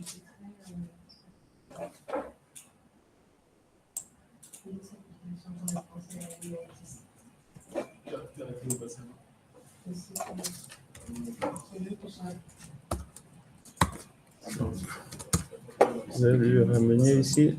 Donc, le but, en fait, c'est de ne pas repasser par le même élément deux fois. Donc, en fait, je vais montrer la description. Donc, supposons ici que si je pars de 3, je viens à 0, je vais à 1, je vais à 2, je vais à 1. Donc, on voit que, en fait, si je pars de 0, le truc le plus bas, donc c'est 3, il me faut 3. La longueur du cycle est de 3. Donc, tous les éléments qui sont dans ce cycle-là, en fait, c'est 3 pour eux. D'accord? En fait, ils ont tous la même valeur. Donc, dès que j'ai trouvé le cycle, en fait, tous les nœuds qui sont à l'intérieur du cycle, ils ont tous la même réponse. Donc, c'est pour l'élément 3 là, qui n'est pas à l'intérieur d'un cycle. Là, quand lui, là, je vais finir pour lui, là, en fait, que je vais faire plus 1 pour lui. Puisque son enfant direct, là, lui, est dans un cycle de longueur 3. Ok, Donc, en fait, pour tous les, quand je détecte un cycle, tous les éléments qui sont en attente là, j'ai déjà la réponse pour eux. Ok, en fait, quand vous... Oui, non, vas-y. Que tu veux dire? Non, en fait, donc, si je comprends bien, en fait, vous faites la recherche un peu comme initialement, mais en fait, dès lors que vous tombez sur un cycle, pour la suite, vous éliminez tous les éléments du cycle pour lesquels vous n'avez pas refait la recherche, c'est bien ça? Voilà. Non, non, en fait, par exemple, là, si je commence par 3, je vais aller à 0, 1, 2, 0, 1. Donc, ça veut dire que les nœuds 0, 1 et 2, là, je sais qu'ils sont dans le cycle, en fait. Donc, pour tout Ça, c'est cela, après que vous avez su que c'est un cycle qui est un seul cycle là. oui, c'est après que je détaille le cycle que je vais faire ça. Ok. Donc,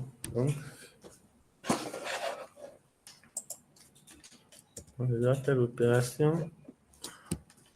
Je dois faire visite. Je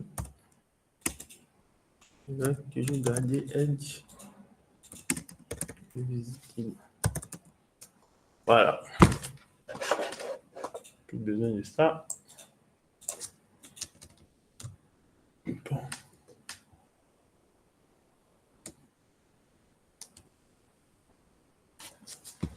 En fait, tu vas avoir besoin de mon signe qui est égal à 7.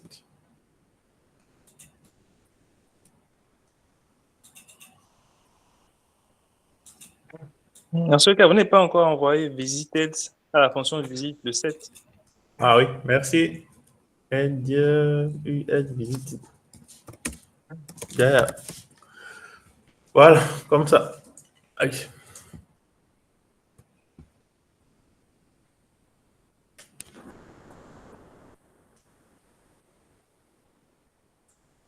Vous pouvez réduire un peu la console des tests pour qu'on voit le code un peu plus incomplet. Ok. Merci, scroller un peu plus. Merci. Si est égal à 7, quand est égal à 0, voyez, mettez visiter.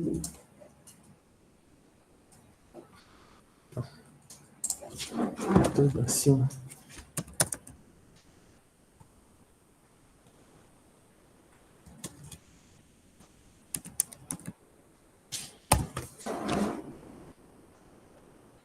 Là, quand je vais à ce niveau, en fait,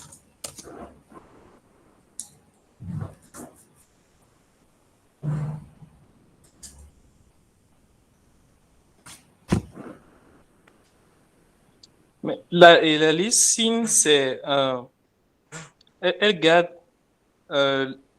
quoi exactement? en fait, c'est pour voir ce que les nœuds par lesquels je suis déjà passé. Donc, je vais m'en servir en fait pour détecter le cycle. Ok. Donc, dès que je suis là, ok. Ah, il faut aussi que je garde un bit.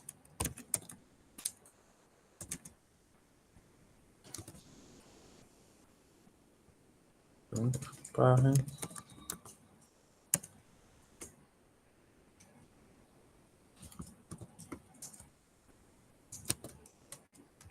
C'est ça.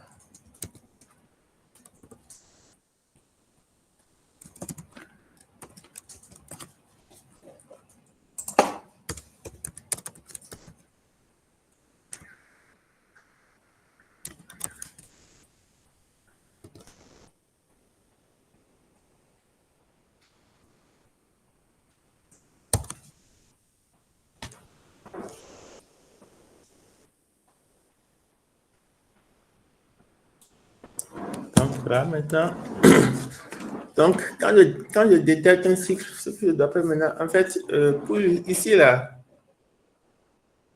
quand je commence à partir de 3, je fais 0, 1, 2, je reviens à 0, j'ai détecté un cycle.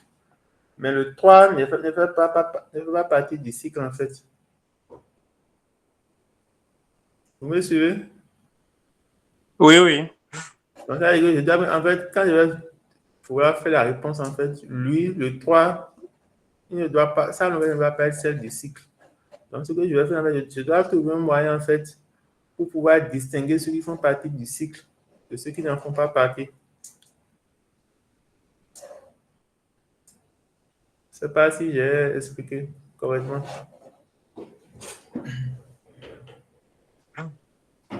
Mais si c'est bon pour tout le monde. Allô? Oui. Oui, allô? Oui, c'est bon pour moi. Non, je disais que ok, donc c'est bon.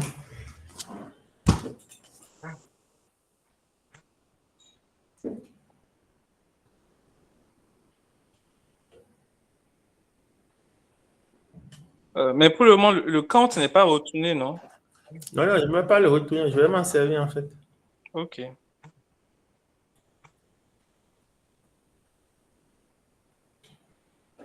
Donc, je vais faire un sorte de backtracking, en fait. Je ne fais pas de 0, 2, 1.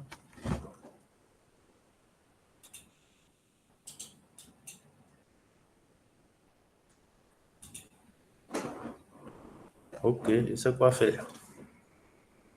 Je vais activer une liste. Désolé. Je pense pas que je vais finir avant 20h30. Mais bon, bref. Bon, l'aglo que je vais mettre en place est simple. Donc, une fois que je détecte le cycle, en fait, je dois pouvoir identifier tous les éléments qui sont dans le cycle. Donc, Shell, pour eux, la réponse pour eux automatiquement, c'est juste la longueur du cycle. Mais pour les éléments qui ne sont pas dans le cycle, en fait, je dois pouvoir d'abord détecter qu'ils ne font pas partie du cycle et ensuite pouvoir mettre à jour la réponse. Par exemple, pour le 3, là, ça va être la longueur du cycle plus 1.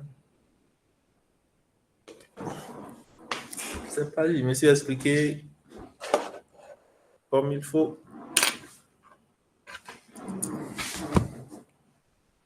Non, je n'ai pas compris cette partie-là. OK. Donc, en fait, quand je détecte un cycle, en fait, je dois pouvoir différencier les éléments qui sont dans le cycle et ceux qui ne sont pas dans le cycle.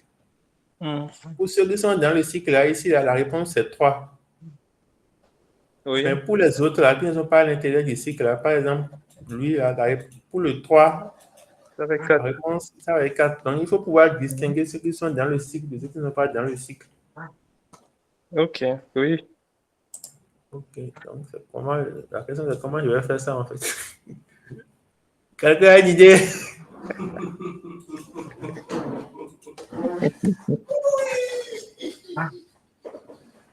Allez, il est. Ouais, je vais trouver si net égale à 7, parent 7 égale à truc. Hein.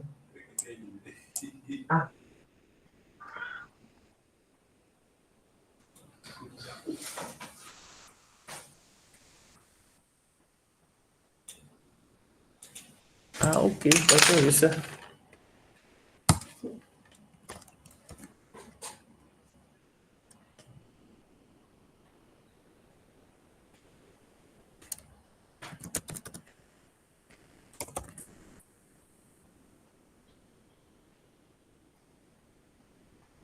Bon, c'est vrai, si je fais, c'est qu'il y a le début du cycle, en fait, donc c'est ça directement. Bon, j'ai trouvé. Quand on sort de la boucle while, là, c'est notre U là qui nous indique le début du cycle, en fait. Donc, vous me suivez? Si vous pouvez faire. Est-ce qu'il y a un jam? Je veux partager un whiteboard ici. Si je n'ai pas encore supprimé.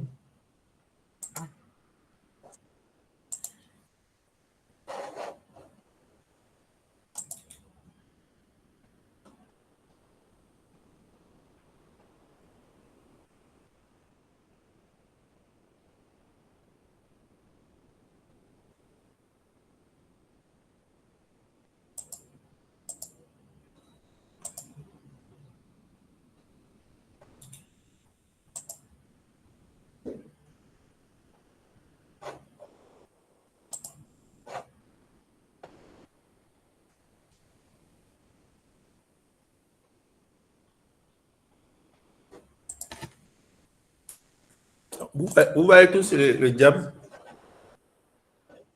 Oui. Ok, donc supposons que j'ai un truc de ce genre.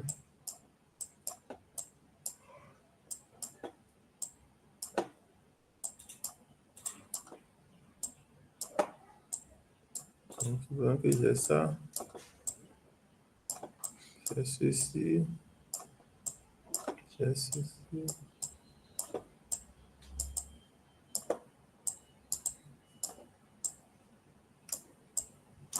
Ok. Je vais mettre moins 1 aussi, si vous voulez. Donc, si je exécute mon algo sur cette entrée-là, en fait, quand je serai à la fin de mon boucle, while mon U sera égal à 2. D'accord? Donc, ça veut dire qu'en fait, c'est que le cycle a commencé à partir de 2. Donc, ça veut dire que si j'aurais maintenant un tableau que j'ai appelé parent. Donc, ça indique en fait l'ancêtre d'un nœud dans notre liste. Donc, ça veut dire qu'en fait, quand j'ai le début du nœud ici, le début du cycle, ça veut dire que si je remonte directement à l'ancêtre de 2 là, je saurais qu'en fait que lui, il n'est pas dans le cycle.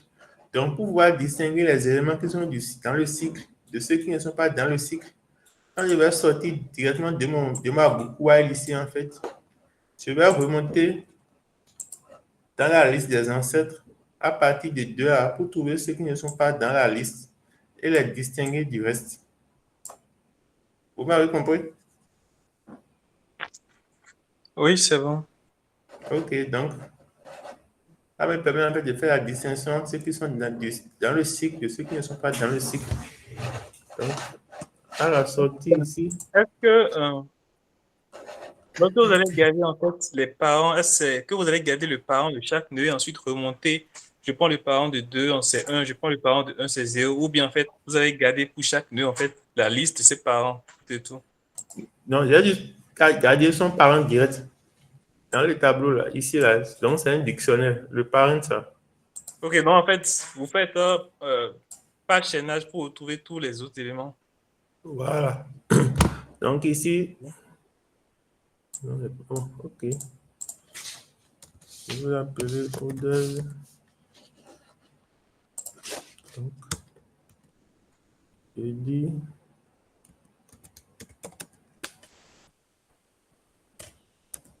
while parent is not known.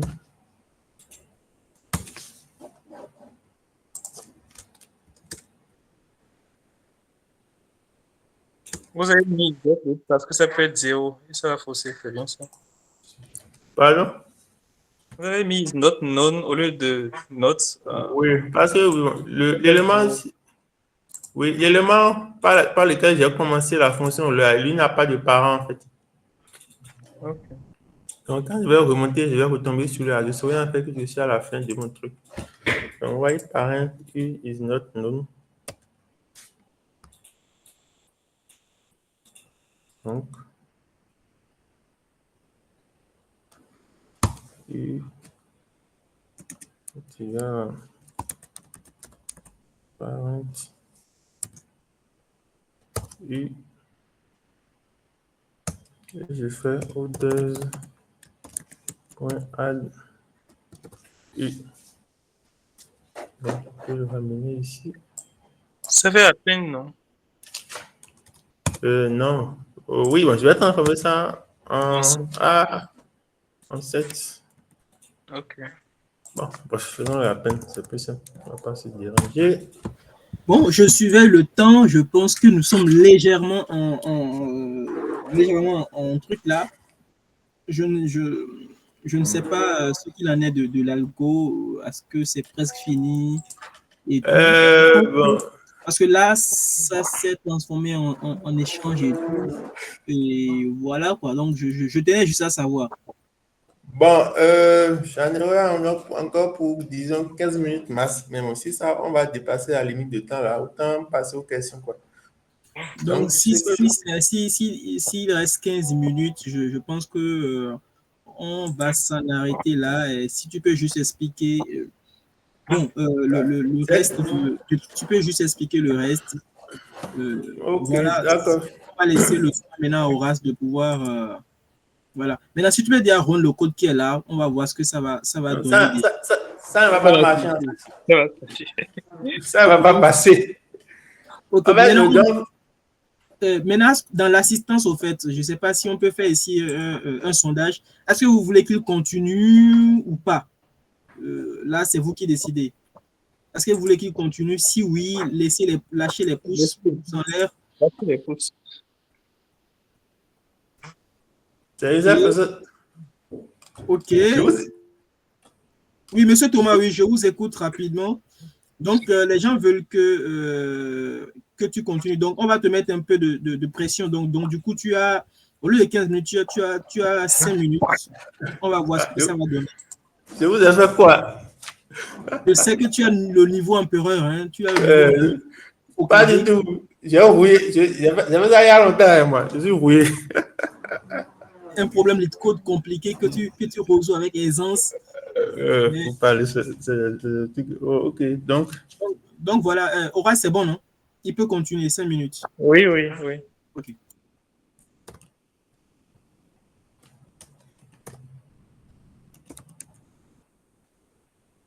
Donc, cycle.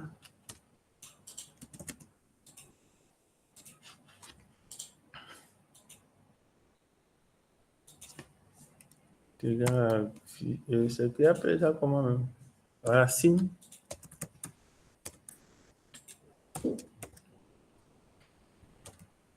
Point de différence.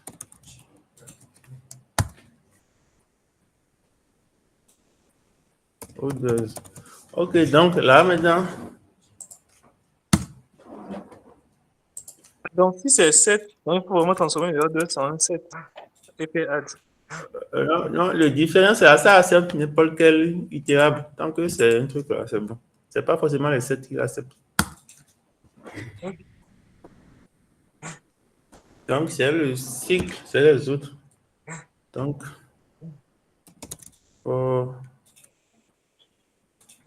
for v in cycle, deux points, answer, et Seigneur Jésus.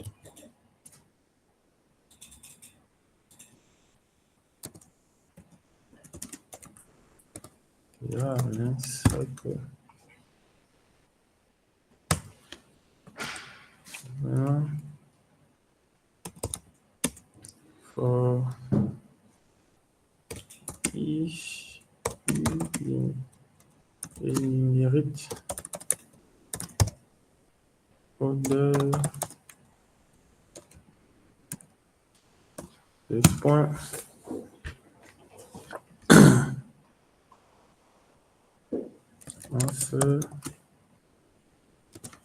ah oui, je vais commencer à partir de 1. I est égal à I plus 9 cycle. Et voilà, c'est bon. Alors donc, et answer.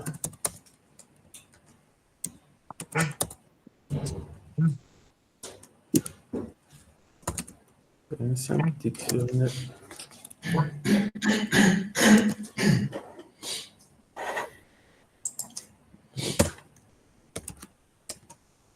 If you nothing answer,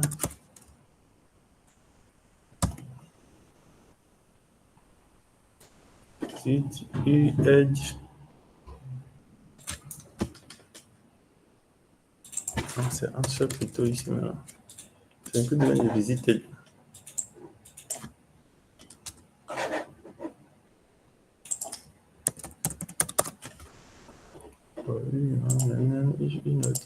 Answer.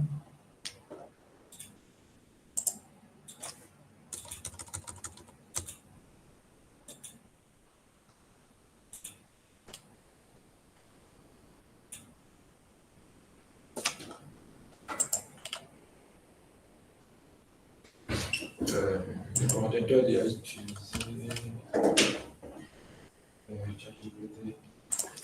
donc, c'est bon. Maintenant, il faut faire la réponse.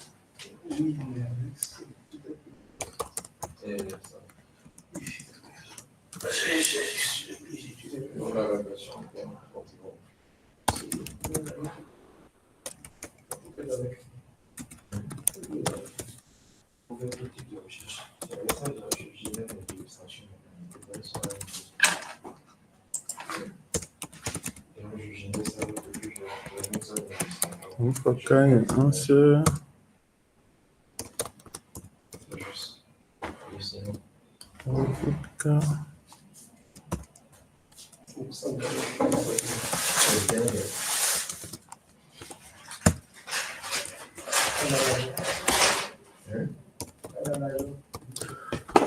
Ok, je crois que c'est bon.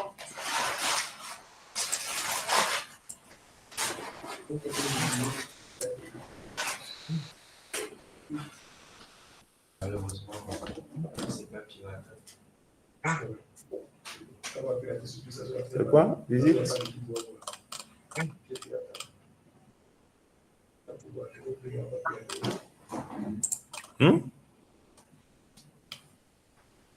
Un self-visite. Yes, il manque le self, non? Le quoi? Le self, faut appeler la méthode. La ligne. Ah ouais, merci.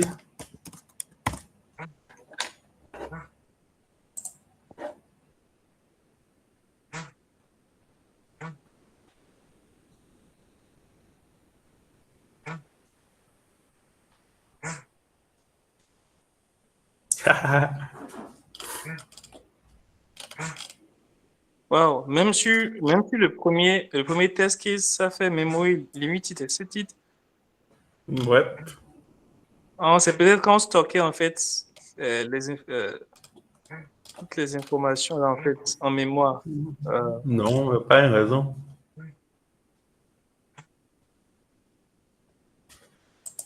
À quel endroit il y a trop d'informations?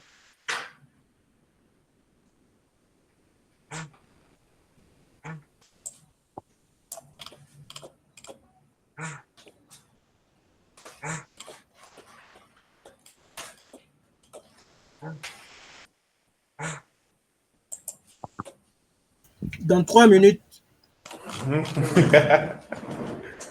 Je peux scroller un peu en bas. Je veux voir un truc. Un peu plus bas. Un peu plus bas.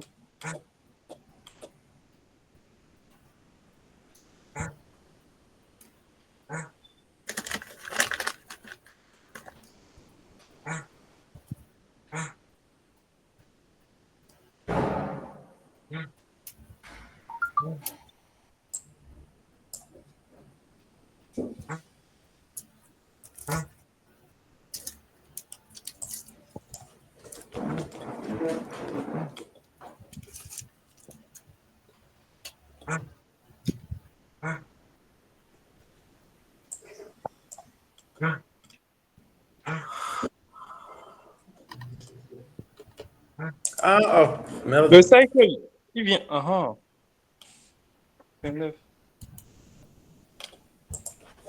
On aurait pu mettre le line avant.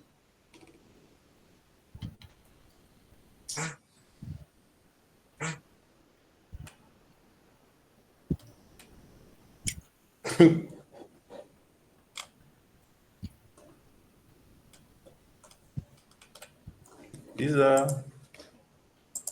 Allez, je vais faire ça en local pour voir. Bon, David. Ouais, je pense que le temps est écoulé. Ouais, c'est pas grave. Je vais continuer. S'il y a des questions, je continue à tester. Si c'est bon, Donc, le but ici, c'est, je pense, hein, et Horace aurait dit la même chose, ce n'est pas de tout réussir, hein, c'est une interview. Hein. On ne peut pas tout réussir. On peut tomber à des moments donnés. Hein. Ça arrive, c'est humain. Donc, du coup... Non, je suis pas... Bon, je voulais rectifier quelque chose. Ce n'est pas une chute, ça. Oui, c'est juste une façon de Okay. de parler, au fait. C'est même pas un trébuchement. En fait, il va vite. Mais bon, moi, c'est la nomenclature en fait, des variables. Au début, je n'ai pas suivi. Bon, j'ai réussi à suivre après même. Donc, j'aurais aimé que les variables soient... Donc, je te laisse, au fait, faire une conclusion par rapport à cette interview-là. Nous venons de faire nous venons de passer les 3 parties. Hein, voilà. Je te laisse faire une conclusion et de ce que toi, tu as pensé de cette interview, de ce que ça t'a inspiré. Ce que ça t'a inspiré. Tu as dire tout ça. Oui. Je peux dire tout rapidement. Non. Bon, On veut garder la solution. Si, je sais.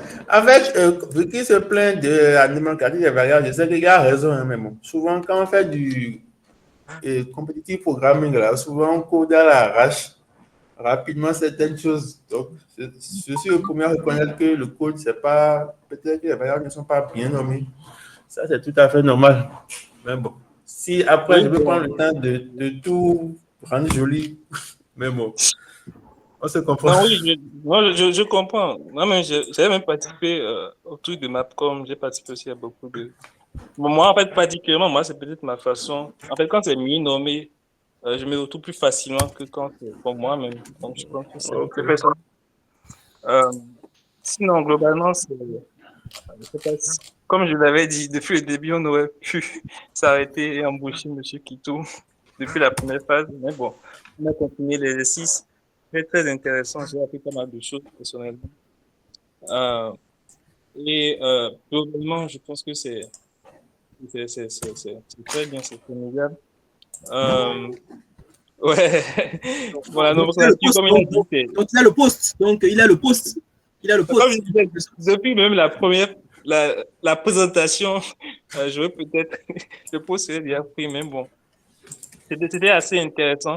Bon, la seule chose que je voulais peut-être dire, c'est bon, j'aurais aimé que Visite retourne le count, que en fait de passer le insert en référence pour mettre à jour. Mais bon, c'est juste un détail. En fait.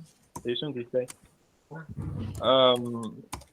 Ouais, c'est très intéressant. Et donc, merci, monsieur. Ok, super. Donc, du coup, on va laisser la parole à Lionel. Lui, il va nous dire un peu ce qu'il a pensé de l'interview, des questions qui ont été posées. Est-ce que tu penses que des questions étaient compliquées? C'est vrai que tu souriais tout le temps. Et avant de laisser la parole à nos amis téléspectateurs du mythe, au fait, pour avoir aussi leur avis. Voilà. Non, non. Personnellement, j'ai bien apprécié l'interview. Tu as connu pire que ça. Vraiment pire. Il y a des gens qui m'ont fait pleurer dans ce pays. Non, moi, c'était assez cool, mais bon, j'ai pas trouvé ça. Pour l'anecdote, au fait, quand on préparait les questions, Horace était du genre, au fait, à te cajoler, à te protéger. Il est là, il peut en témoigner, mais moi, je lui disais, au fait, qu'il faut te challenger, au fait. Je pense qu'on aurait pu être peut-être un peu plus dur et pour te pousser dans tes retranchements. Mais bon, dans la globalité, quand même, voilà, on a été satisfait. Vous auriez pu être plus dur. La question, le truc, c'est que même si on était dur, tu penses que c'est assez dur pour lui. Enfin, bref, donc je laisse M. Lionel continuer donc son partage. Non, je n'avais pas grand-chose à dire. J'ai fini mes interviews. Je n'ai pas grand-chose à ajouter. Donc, je remercie Horace. Il y a Corentin qui le remercie pour son courage. Bon, c'est vrai que, bon, maintenant, pour mon truc personnel, c'est que beaucoup d'entre nous craignent de passer, en fait, l'interview, là. Je pense que c'est un truc à partager, c'est un truc qu'il faut essayer. C'est pour ça que moi, j'ai voulu m'y mettre. Bon, personnellement, bon, j'ai peut-être choisi ce qui m'arrangeait. J'ai essayé de faire une coding interview parce que je sais que je suis à l'aise là. Je n'ai pas dit que je vais postuler pour senior ou quelque chose. Donc, j'ai choisi. Bon, j'ai triché, j'ai choisi le domaine où je me sens un peu à l'aise. Donc, je conseille aux gens de ne pas vraiment avoir peur. C'est un bon truc. Il faut essayer. Maintenant, pour les intervieweurs, je remercie beaucoup. Hein. Je sais qu'il n'y en a pas beaucoup qui ont voulu m'interviewer. Mais je sais que bon, c'est pas un niveau extraordinaire. Donc, il y en a d'entre vous qui savent de ce que je ne connais pas en fait. Donc, le but, c'est d'apprendre. On n'est pas là pour vous humilier en public, etc. C'est ce que j'ai à dire, ça en fait. Et bon, je tiens à remercier Corentin qui m'a offert la connexion Internet. Je pas, donc, pour son assistance et pour le casque qu'il m'a passé. Merci beaucoup. Donc, voilà, et merci, M. Lionel, de t'avoir. Ah oui, une dernière chose. Oui. J'avais promis, vous avez tous vu ça au début, donc je vais allumer ma caméra peut-être. Le maillot de Real. Voilà, toute une bonne fois mon maillot.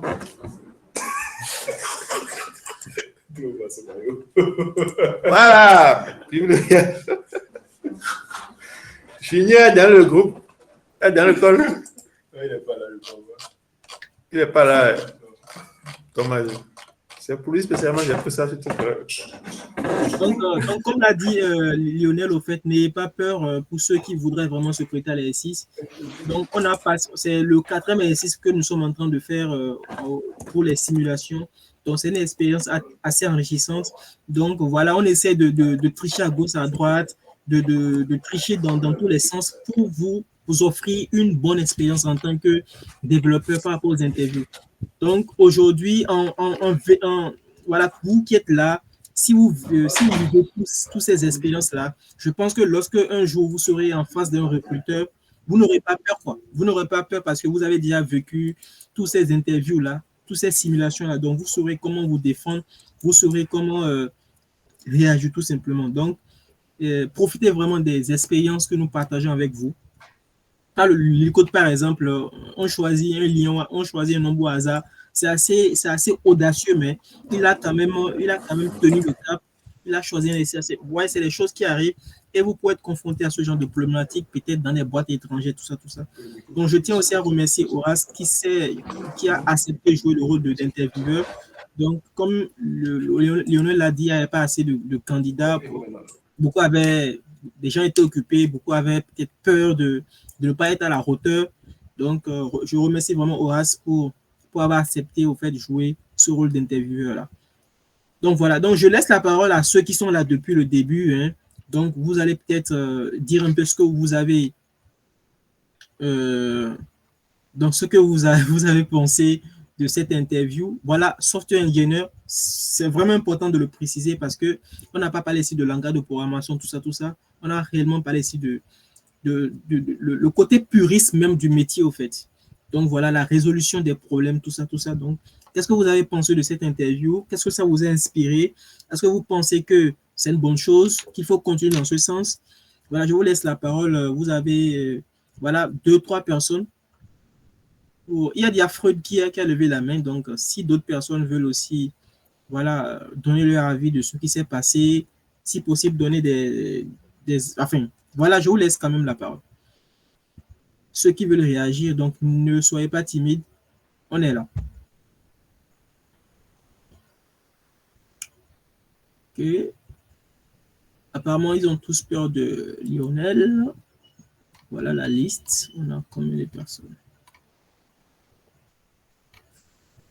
Ok. Apparemment, personne n'a quelque chose à dire. Ok, bon, s'il n'y a rien à dire, c'est un sans faute alors. Donc, voilà, merci à vous. Merci Lionel de t'avoir prêté encore l'exercice de cette simulation. Donc, vous allez retrouver au fait cet enregistrement-là, tout ce qu'on a dit dans ce Meet sur YouTube dans les jours à venir. Donc, on vous tiendra informé, tout ça. Maintenant, pour ceux qui voudraient également se prêter à l'exercice de simulation, donc n'hésitez pas à nous contacter. On verra dans la mesure du possible si on peut vous aider, tout simplement. Maintenant, voilà, n'hésitez pas aussi à aller sur YouTube pour voir un peu les simulations qu'on a déjà fait. Ça peut vous servir pour les prochaines interviews que vous aurez à passer. C'est toujours une expérience. On peut toujours capitaliser sur ça pour pouvoir avancer, quoi. Donc, voilà, c'est tout. Hein. Donc, s'il n'y a plus rien à dire, l'équipe de nuit, nous, on est là pour continuer notre discussion. Pour ceux qui savent, quoi. Pour ceux qui savent, quoi, l'équipe de nuit prend le relais. Voilà, l'after meet.